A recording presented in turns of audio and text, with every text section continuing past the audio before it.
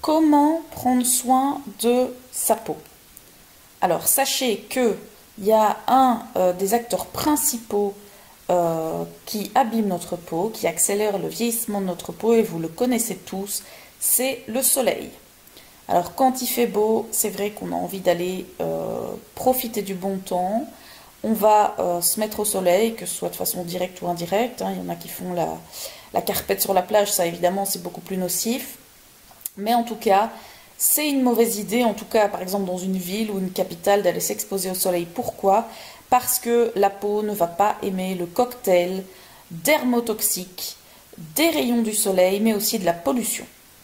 Donc c'est vrai qu'il y a deux grands facteurs qui abîment notre peau, c'est le soleil, c'est la pollution, et bien sûr on a aussi le vieillissement cutané physiologique, c'est-à-dire qu'au plus on vieillit, au plus notre peau vieillit, et le soleil va accélérer le vieillissement de la peau, ainsi que la pollution. Donc il y a beaucoup d'études qui ont été faites par rapport à ça, sur l'exposition à la fois aux UV et à la pollution, et ça peut évidemment donner l'apparition de taches solaires, les taches brunes, qu'on appelle aussi les taches de vieillesse, qu'on va plus souvent voir apparaître après 50 ans. On ne les voit pas apparaître toujours directement, mais des gens qui se sont beaucoup exposés au soleil vont les voir apparaître par après et se dire, ben mince, finalement j'aurais dû moins m'exposer quand j'étais jeune. Alors on sait qu'il y a tout un ensemble de facteurs environnementaux auxquels notre peau va être soumise. Alors bien sûr, il y a la pollution extérieure, il y a aussi le stress, il y a un facteur qu'il ne faut pas oublier, parce qu'il y a beaucoup de gens qui sont concernés, et pourtant ça devrait être banni à l'heure actuelle, c'est le tabac. Le tabac qui est hyper néfaste à tout niveau, au niveau santé. On ne devrait plus pouvoir acheter du tabac, on ne devrait plus pouvoir le vendre, on ne devrait surtout plus pouvoir le fumer, surtout devant d'autres gens qui, eux, ne consomment pas de tabac, parce qu'on les force à avaler ces fumées nocives, ce qui s'appelle du tabagisme passif, et c'est extrêmement nocif pour la peau, notamment, et pour bien d'autres choses. Je vous ferai d'ailleurs une petite vidéo par rapport aux effets néfastes du tabac. Donc, on a la pollution, on a le stress, on a le tabac, et puis il y a aussi la nutrition, c'est-à-dire que la façon dont vous allez manger va aussi influencer l'état de votre peau, et puis bien sûr, il y a aussi des facteurs, d'autres facteurs auxquels sont soumis notre peau. Alors, au niveau de la pollution, bien sûr, on a l'ozone qui peut jouer un rôle, le monoxyde d'azote, donc les particules fines, l'oxyde d'azote, et par rapport aux radiations du soleil, bien, on a bien sûr les UVA et les UVB qui vont aller agresser notre peau. Et comme vous voyez, notre peau elle est constituée de 3 couches. La couche superficielle, où est-ce qu'on a les poils, c'est ce qu'on appelle l'épiderme. Donc ça, c'est celle qui protège les couches sous-jacentes. Donc la deuxième couche, c'est le derme, celle qui contient les terminaisons nerveuses et les vaisseaux sanguins, qu'on ne retrouve pas dans l'épiderme, et donc qui nous permet d'avoir la sensation de toucher au niveau de la peau. Et la troisième couche, c'est l'hypoderme, celle qui contient surtout la graisse, donc toutes les cellules graisseuses, et qui permet donc de stocker les cellules graisseuses. Donc notre peau, elle va surtout agresser l'épiderme, la partie supérieure de la peau, qu'on voit quand on regarde une peau comme ici à l'œil nu, c'est l'épiderme qu'on voit. Donc bien sûr, on a les UVA qui vont agresser la peau, la pollution, les UVB, et tous ces facteurs peuvent avoir un effet synergique, c'est-à-dire que les uns mis ensemble avec les autres vont encore accélérer le vieillissement de notre peau. Alors, qu'est-ce qu'on peut faire pour prendre soin de sa peau? La première chose, ça va être de nettoyer sa peau chaque jour pour enlever la pollution qui s'y est déposée. Alors, vous nettoyez simplement avec un savon qui convient à votre peau, et il ne faut pas aller frotter la peau de façon agressive, parce que sinon vous risquez d'altérer la barrière cutanée de la peau avec son petit film hydrolipidique, donc constitué d'eau et de lipides, qui permet justement de protéger la peau.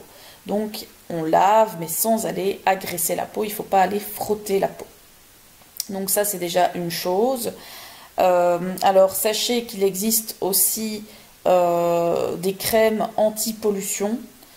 Alors a priori, il vaut mieux éviter ces crèmes dites anti-pollution parce qu'il n'y a pas encore eu vraiment de mesure d'efficacité de ces produits. on ne sait pas encore garantir l'efficacité de ces produits et il faudrait voir un petit peu comment est-ce que ces produits agissent sur la peau, puisque vous savez que chaque personne a une peau spécifique. La seule chose qui est commune à la peau de tout le monde, c'est les agressions. On est tous agressés par la pollution, le soleil, mais chacun a un type de peau bien spécifique et certains ont des peaux qui sont beaucoup plus réactives que d'autres, des peaux beaucoup plus sensibles. Et donc, il faut faire attention à ce qu'on met sur la peau. En tout cas, sachez que ce qu'il y a dans la plupart des produits cosmétiques, ce sont des molécules. Souvent, on ne sait pas exactement tout ce qu'il y a dans la composition. Il faut lire la composition de la crème que vous appliquez. Évidemment, si vous avez une peau sèche, ça peut être bien de mettre une crème pour justement maintenir cette barrière hydrolipidique qui protège votre peau. Cependant, il y a beaucoup de molécules dans les crèmes qui sont aussi absorbées par la peau et qui ne sont pas toujours bonnes pour la peau. Et donc, il y a une crème en fait qui est nécessaire et qu'il faut absolument penser à mettre, c'est la crème anti-UV, donc la crème solaire.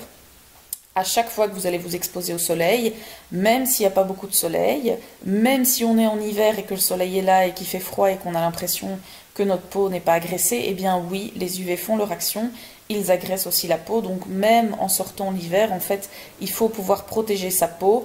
Et bien sûr, ce qu'on recommande, même si vous avez une peau brune et que vous ne faites pas facilement des coups de soleil, mais en tout cas, pour les phototypes clairs, c'est-à-dire les peaux dites claires, rousses, les peaux qui brûlent facilement au soleil, il faut évidemment utiliser l'indice 50 comme crème solaire.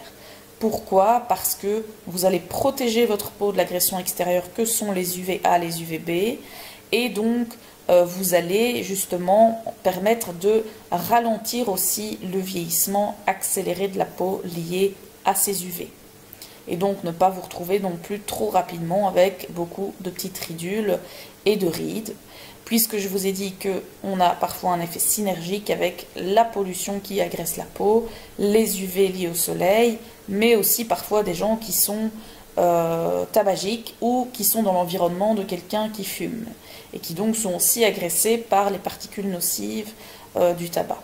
Donc c'est vraiment super important de se rappeler que notre peau est un organe vital et qu'on doit en prendre soin. Je vous rappelle que la peau, c'est quand même 2 mètres carrés de surface, donc c'est le plus grand organe de notre corps. Et pourquoi je dis un organe vital? Parce qu'il nous protège de tous les agresseurs extérieurs, que ce soit les UV, que ce soit les virus, les bactéries. Donc il faut éviter que notre peau soit altérée. Je vous referai une petite capsule vidéo justement pour parler de tous les effets néfastes du soleil sur la peau, mais je vais aussi vous faire des petites vidéos par rapport à certaines maladies qui vont aussi aller altérer justement cette barrière cutanée, donc comme par exemple la dermite atopique ou comme le psoriasis ou encore l'eczéma, qui font que la peau elle est beaucoup plus fragile et donc il faut encore en prendre plus soin. Donc ici ce qu'on va retenir, c'est qu'il faut une alimentation bien équilibré, mais surtout des fruits et des légumes en fait qui contiennent beaucoup de vitamines A et E qui vont permettre de maintenir une bonne barrière cutanée, donc une bonne protection. Éviter l'exposition au soleil autant que possible, donc pas aller faire la crêpe sur la plage, ça c'est vraiment pas l'idéal du tout. Mettre de la crème solaire dès qu'il y a du soleil quand on sort, même en hiver. Éviter au maximum la pollution, donc ne pas s'exposer au soleil quand on est en ville, puisque là il y a davantage de pollution. Et alors, la dernière chose, c'est évidemment les indices 50 pour les peaux claires, ça c'est super important. Voilà, j'espère que ces petits conseils pour prendre soin de votre peau vous ont plu. Je vous ferai des vidéos un petit peu plus détaillées par rapport à certaines maladies de la peau. Si vous avez des questions, n'hésitez pas à me les poser. Si vous avez des symptômes particuliers au niveau de votre peau, n'hésitez pas à me les poser. Ou si vous voulez que je fasse des vidéos sur certains thèmes ou des pathologies que vous avez et où vous voudriez un maximum d'informations scientifiques. Voilà, n'hésitez pas à vous abonner si vous voulez avoir le contenu d'autres vidéos que je posterai dans les semaines qui viennent. À bientôt!